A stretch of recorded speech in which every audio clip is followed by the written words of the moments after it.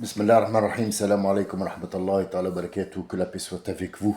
Bonne fin de vendredi et début d'un samedi qui s'annonce un week-end, j'espère pour vous, paisible, plein de réflexion, plein de bonheur, plein de rire, plein de sourires, plein de cris d'enfants, de joie et de bonheur pour tout le monde.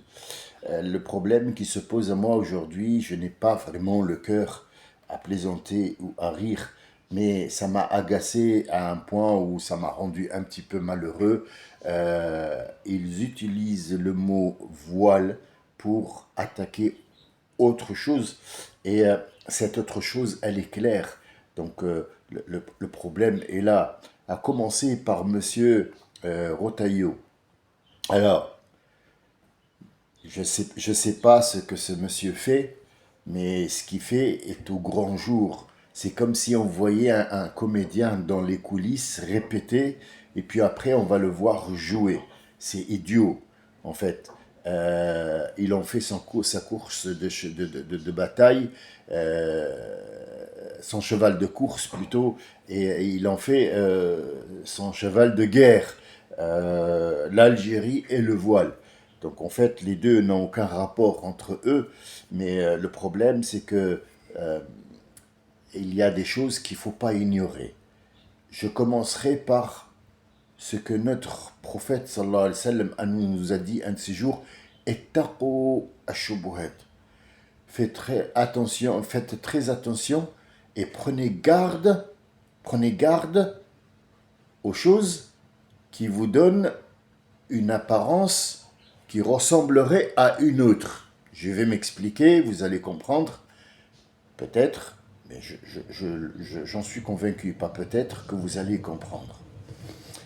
Maintenant, je vais vous montrer quelque chose et vous allez me dire qu'est-ce que vous en pensez.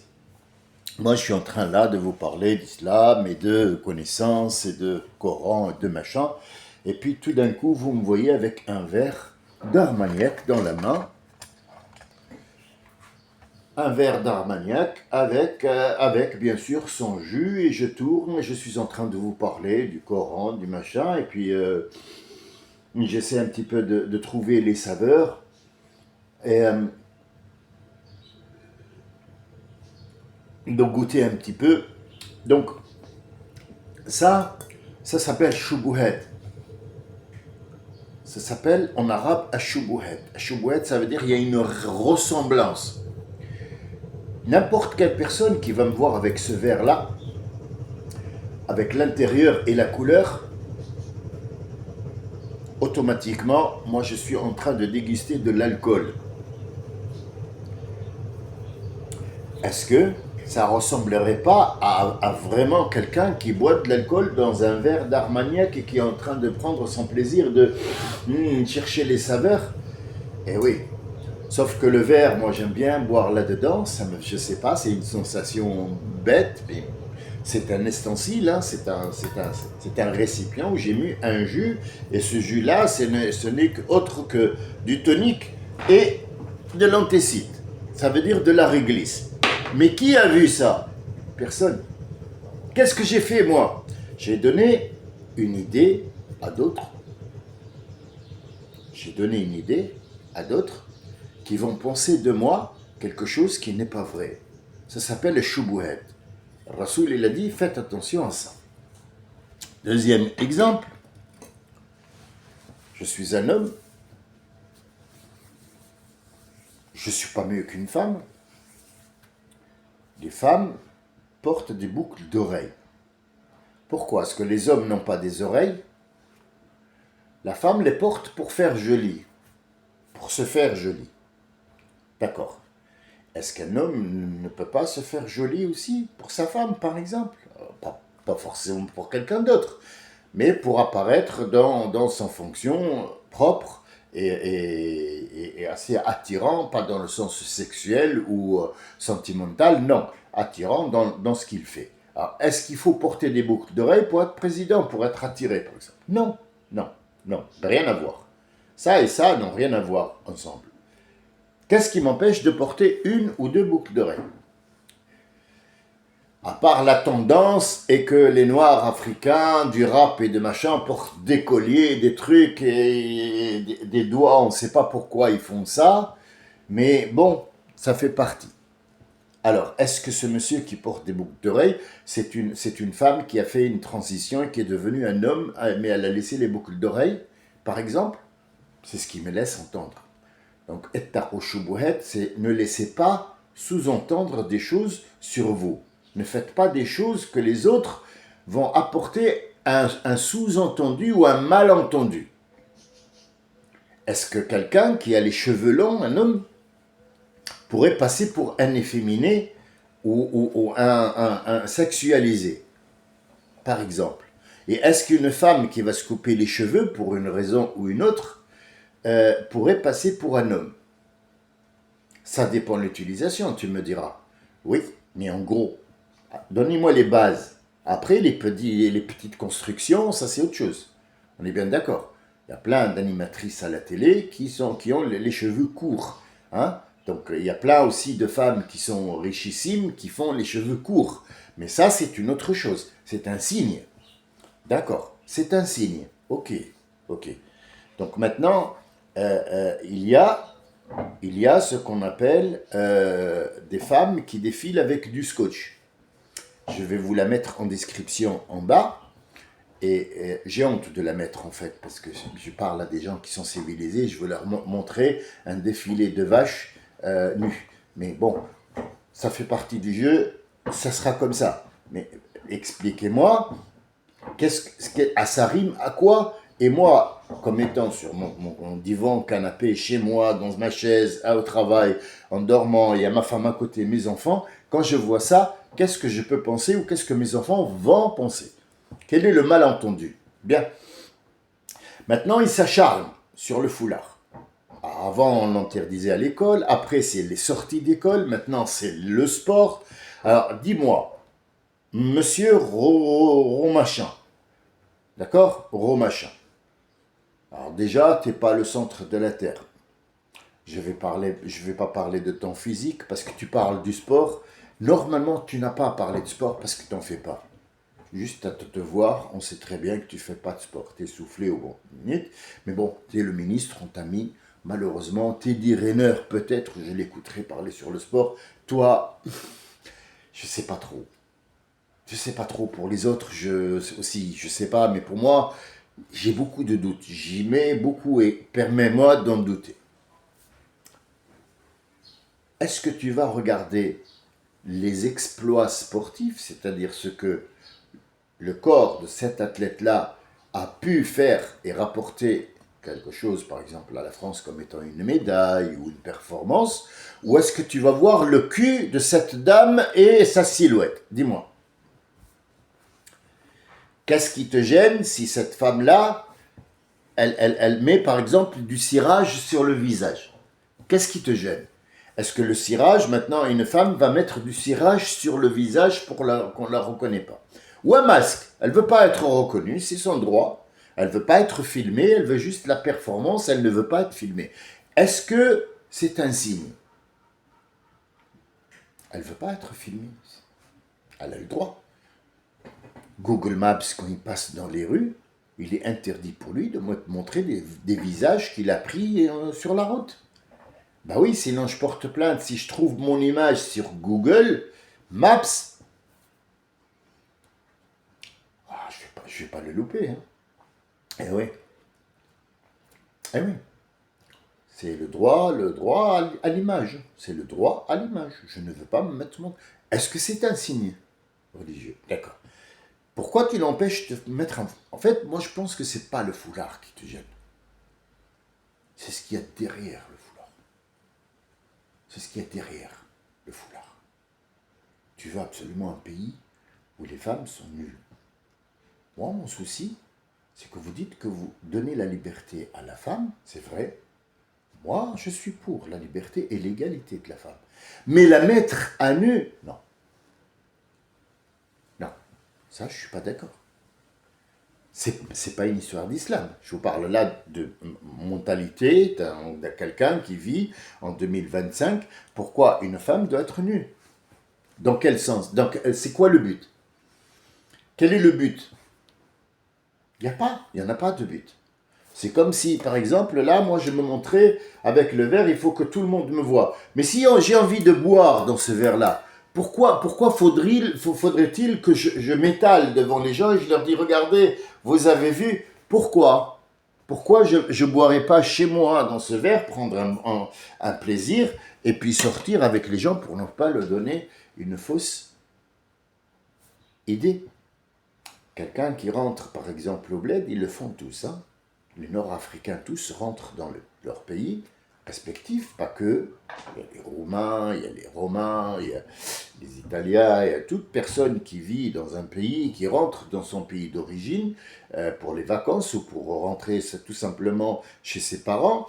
Il veut absolument s'endetter dans un crédit qu'il ne pourra pas payer de toute façon, et pour acheter des vêtements neufs la veille, pour acheter une voiture neuve la veille, pour rentrer, pour qu'ils disent ah ben c'est bien, et quand il rentre là-bas, il dit oh tu sais quoi, la France là-bas, Allah, Allah t'as juste à te baisser, l'argent c'est partout, ça va sinon, prends une bière, c'est moi qui te la paye, prends une gazeuse, vas-y, prends, donne des gazous à tout le monde, c'est moi qui régale, ah, alhamdoulilah, on a beaucoup d'argent là-bas, alhamdoulilah. Tu manges tes olives ici. Tu manges des olives et tu vas à Lidl pour faire tes courses. Pourquoi tu ne dis pas la vérité? Pourquoi tu fais un choubouhet? Un choubouhet, c'est donner une idée qui est faussée sur des images. Donc là, je ne m'écarte pas du voile, ne vous inquiétez pas, je suis dans le même sillage. Maintenant, je vais vous poser une autre question. Ce n'est que des questions.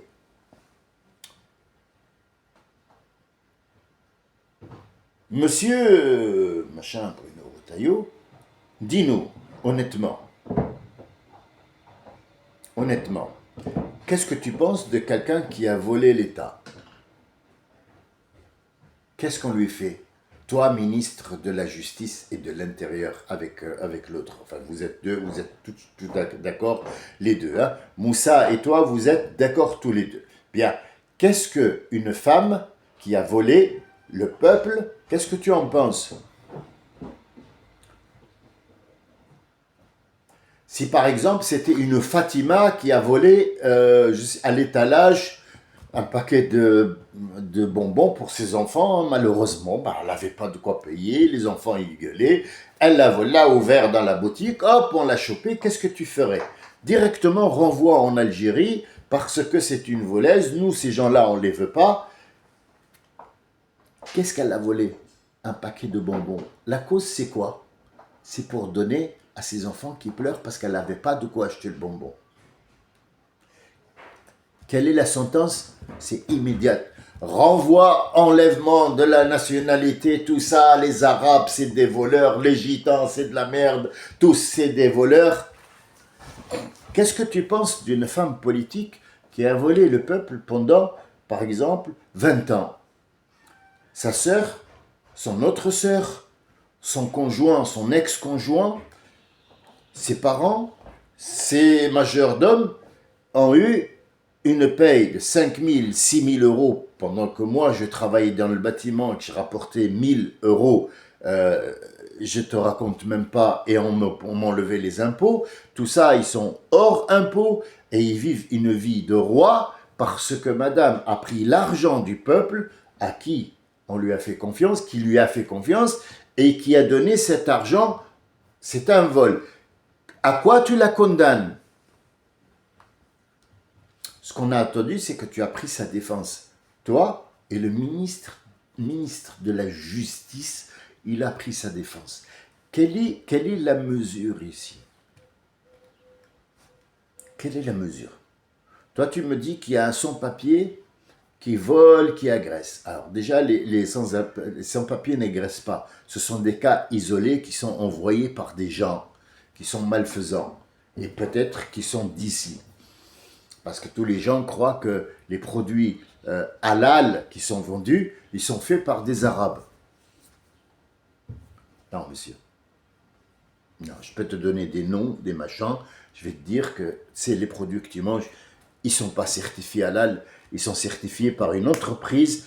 Le chef est français, le patron est français, le gérant est français, l'entreprise est française, mais ils te vendent des produits et toi pour te mettre halal avec un tampon que le monsieur recteur de la mosquée de Paris a dit « Bon, c'est bien, voilà votre chèque, monsieur, 5 000 € par mois. D'accord, c'est halal. »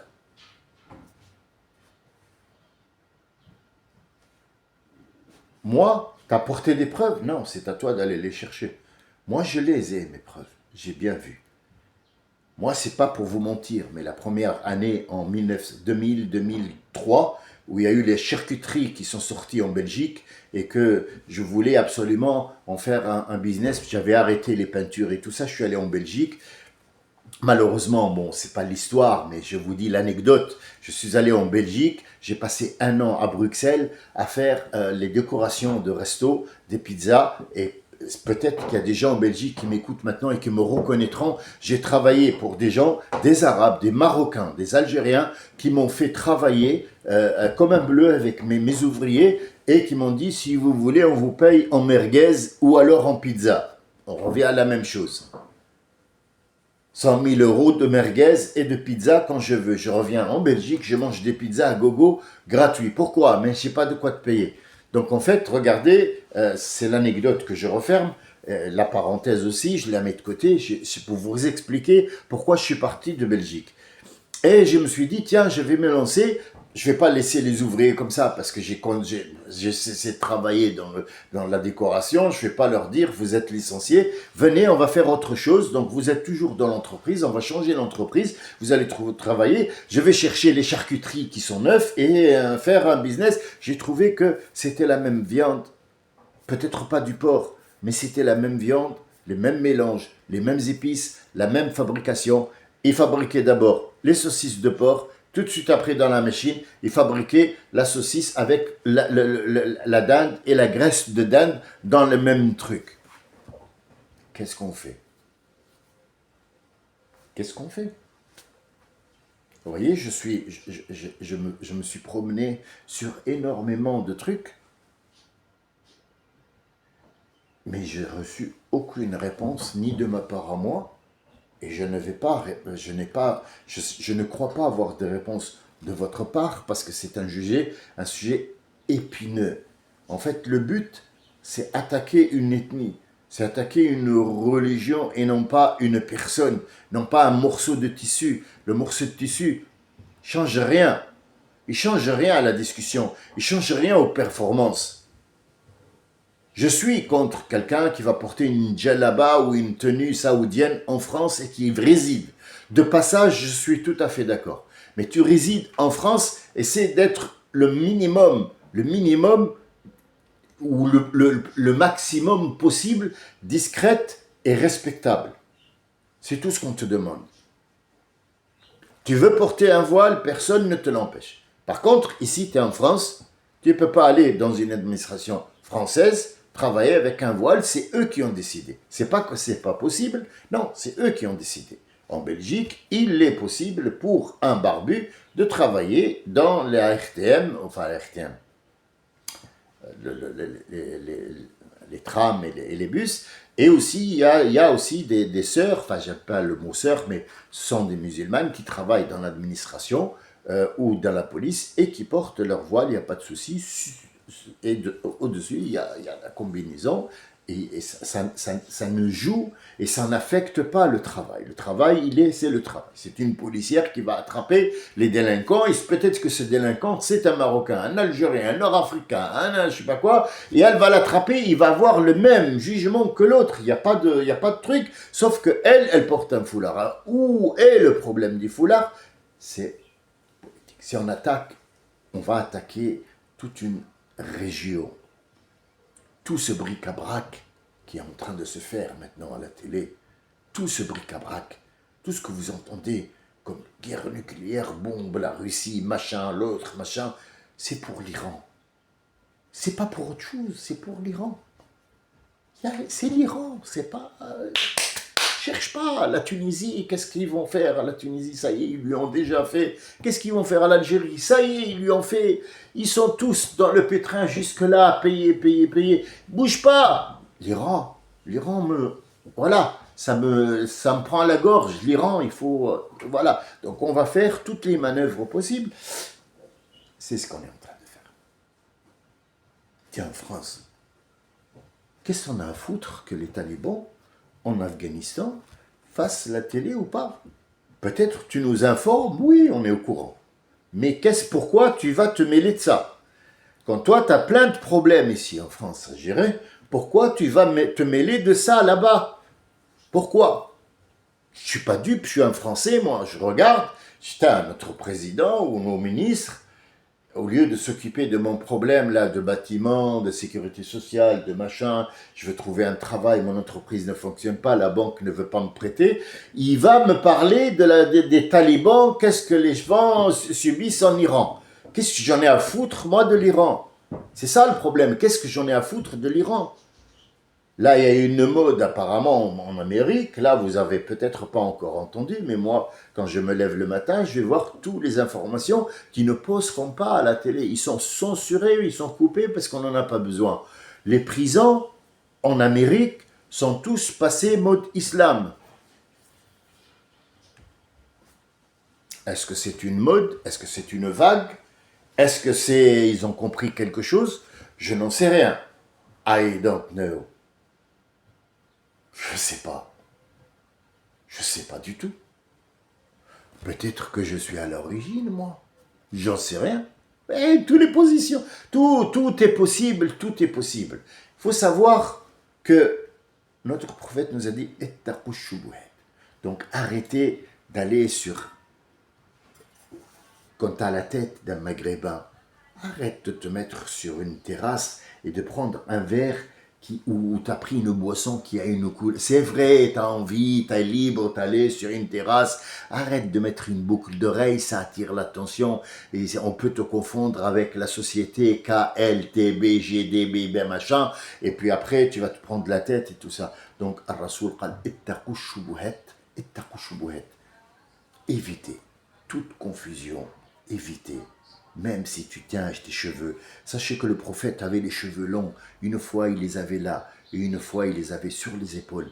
Toujours, il avait les cheveux longs. Il n'a jamais eu les cheveux courts, sauf quand il est allé faire le pèlerinage. Et il a dispersé ses cheveux, il en a fait cadeau à beaucoup de tribus, y compris Khalid ibn al-Walid, Saïf Allah al-Masloul, celui qui a fait les guerres et que Omar a enlevé. Il n'a jamais perdu une guerre, il a dit j'avais un poil du prophète. Et nous avons un poil en Turquie qui est mis dans le, si vous voulez, euh, le, le plastique là qu'on fait pour qu'il dure. Hein, je pense qu'il s'appelle l'époxy. C'est ça, c'est de l'époxy. Il est dans l'époxy, le cheveu du prophète, et quelques-uns en ont bien sûr au Qatar, aux Émirats Arabes Unis. Ils sont un petit peu dispersés, on les cache, on les met dans des endroits où personne ne peut les atteindre. Je vous remercie d'avoir écouté mes humeurs ce matin. Ils n'étaient pas très réjouissantes. Malheureusement, il fallait que je les partage avec vous. C'est une discussion, c'est un échange, même s'ils ne sont pas très réjouissantes, ils sont un petit peu éparpillés, mais ils versent tous y versent dans le même verre. Alors, évitons ça. Évitons ça. Ça ne sert à rien. Ça sert à rien. Si je veux le faire, je le fais tout seul à la maison, là où personne ne me voit, pour qu'on ne me juge pas pour quelque chose que je n'ai pas fait. Je vous remercie de votre écoute. Je vous dis à bientôt. Peut-être tout à l'heure, je suis un petit peu atteint malheureusement du Covid. À chaque fois, je le prends dans le bus. À chaque fois, je le prends dans les endroits où je vais travailler. Là, c'est comme un camion qui m'est passé dessus. Mais je suis toujours debout. Et Inch'Allah, ça sera guérison. Et bi'idhnillah, j'adore quand Dieu m'envoie des endroits où je vais devenir ou me rendre malade parce que c'est une bénédiction. C'est que mon corps fonctionne très bien. Alhamdulillah. Salam alaikum wa rahmatullahi wa barakatuh.